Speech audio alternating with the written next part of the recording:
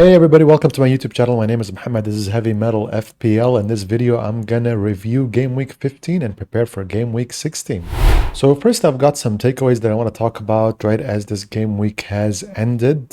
Sorry, by the way, there is some drilling sound that has been ongoing for the past 2 months in my house, and there's no way to get away from it.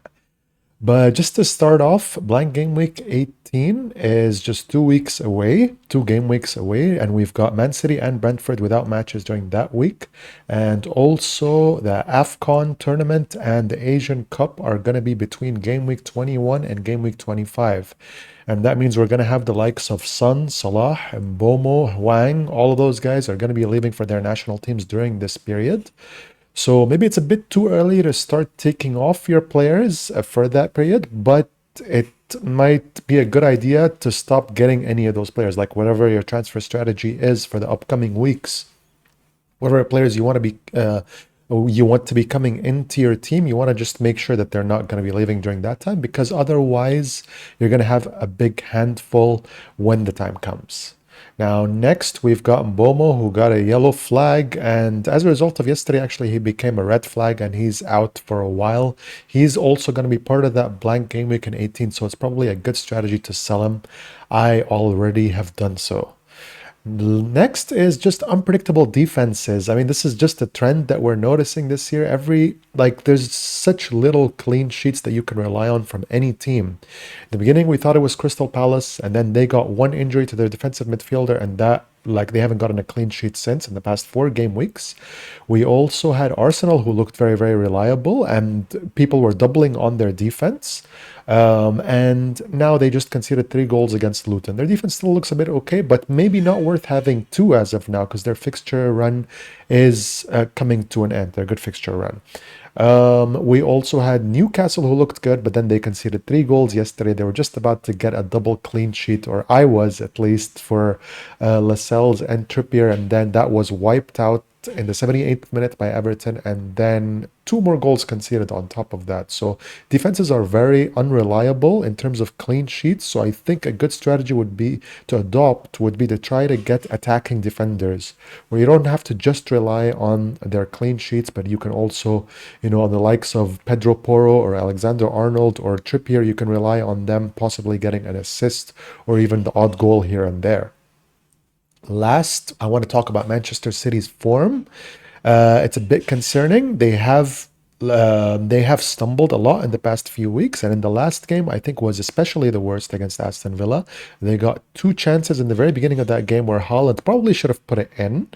And then from the 15 minutes onwards until the end of the match, they had 0.0 XG and 0 shots on target. So that just shows you they looked really nullified in attack in that match. Now, Rodri was off, and so was Grealish, and so was Doku. So they were a bit short-handed in terms of their attack, but not a good look for them. That being said, though, they do have some upcoming good fixtures, and I do expect them to bounce back.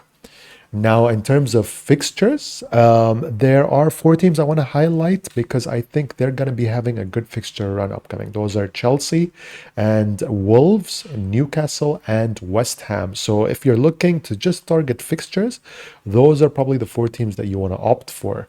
Also, Spurs are in there, sort of, but they do have a hard fixture coming up, and that's against Aston Villa. So quick review of how my team performed in game week 15. Now, I got a slight green arrow. Luckily, I'm at about 460k. Now, the game week got off to a very good start for me. Hwang Hee-chan scored a goal, and also Martinelli finally scored a goal against Luton.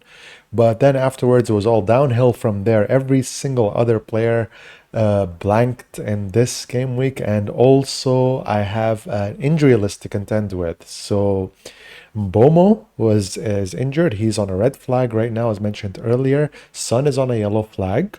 I've also got Areola, who's on a yellow flag. I've got Lascelles on a yellow flag. And to top that all off, also on my bench, Mitchell also has a yellow flag, and it's unknown when he's going to return. So a bunch of problems right there. I already made 2 transfers to try and combat that. So Mbeumo was not returning anytime soon, and he has the blank game week in 18. I already sold him off, and I got Cole Palmer instead because of his very good fixture run that's upcoming. Areola is also like with me. I don't have a sub goalie. I actually just had a bench fodder for a goalie, and so basically I just ended up selling Areola. He wasn't doing me any good anyway, and so I sold him, and I got Chelsea's goalie as well. I got Sanchez for the upcoming run. I figured whatever goalie it might be right now, hopefully should be an upside to Areola, who has done nothing for me. And actually, I haven't benefited from the goalie position since the beginning of the season. I had Pickford in the beginning, then I sold him, and then right after I sold him, he's been like amazing top 10 goalie right now. And so hopefully the same thing doesn't happen with Areola, but just watch him now, watch him become one of the best goalies in the game as soon as I sell him.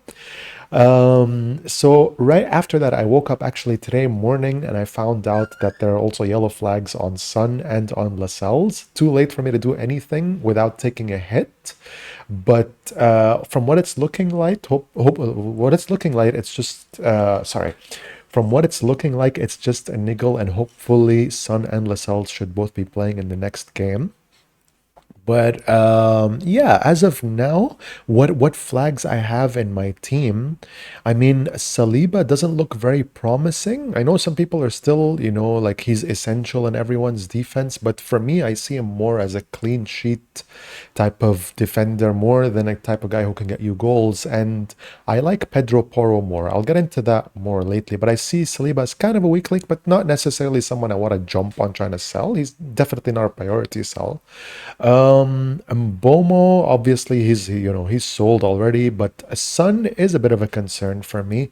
He had a good game against Man City, but now out of his last 5 games, he's blanked in 4.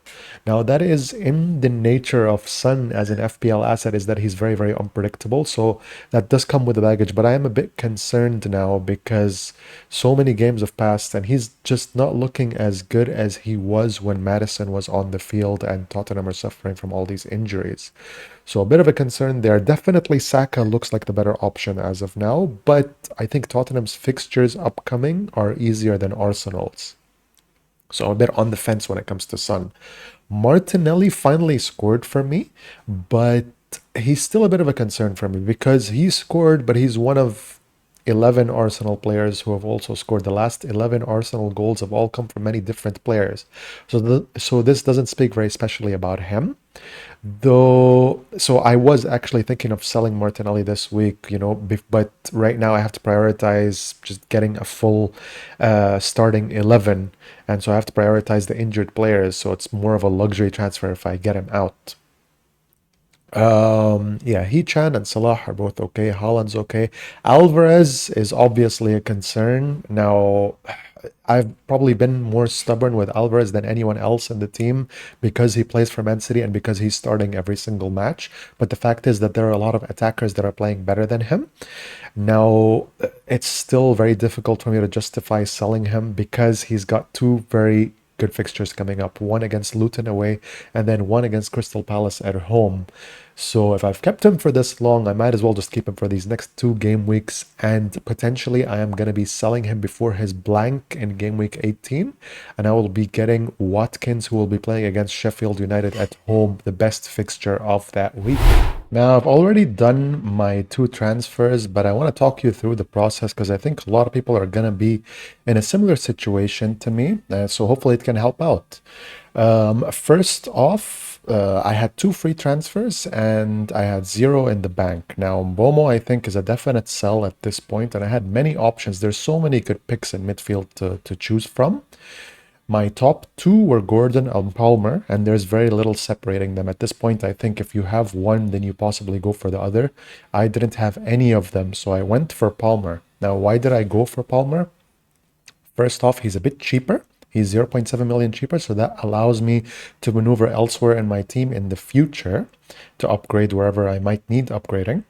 Another thing is that Palmer is on penalties, and also Chelsea do not have any European fixtures. They don't play in Europe, whereas Gordon does. So he's more suspect to rotation, I think, than Palmer. So that's my reason for choosing Palmer. Now, Palmer also has better fixtures, at least on paper, and Chelsea have got really, really good fixtures for the upcoming, I think 10.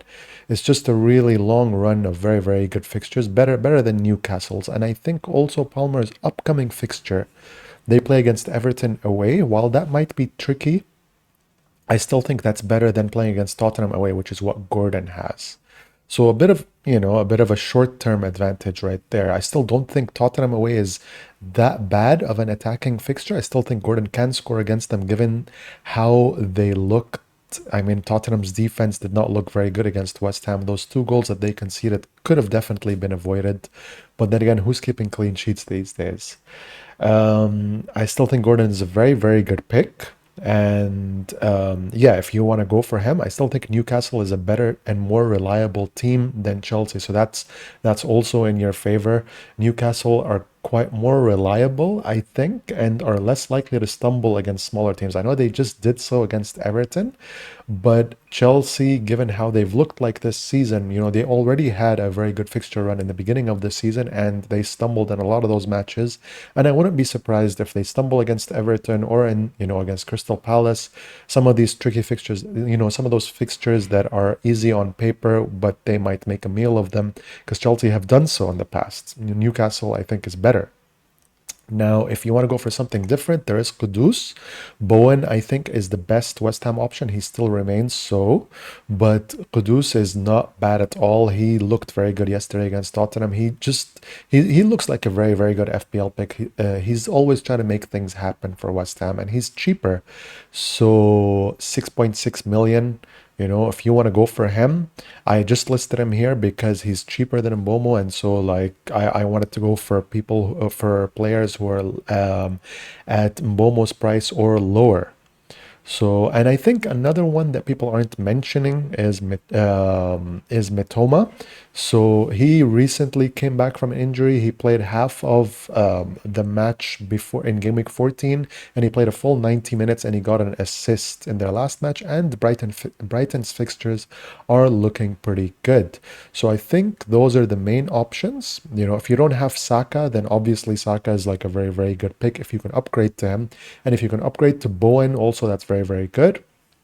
But from the ones that are at Mbeumo's price or lower, I think these are the best four picks. And I would from in my opinion, I think Gordon or Palmer are the best ones. So I also had plans to remove Martinelli. I had those plans for quite a while. He did score a goal this week, but I still don't think he's as good as some of the other midfield picks. And also, one reason for me trying to let him go was because Arsenal are going to be playing against Aston Villa away, and that's turning out to be one of the hardest fixtures of the season. Aston Villa still have a 100% home record, and they recently made Man City look really, really bad. So it's going to be a very, very tricky one for them. I think Saka is much better as an attacking option in the Arsenal roster. And yeah, I think Bowen is also much, much better. Any of these guys, actually, they're much, much better than Martinelli. But I opted to not go for this transfer just because I had more fires to put out. A lot of players on my team are yellow flagged as of the moment. So I might have to just postpone this transfer and hopefully I won't have any other issues and I can possibly do it next week.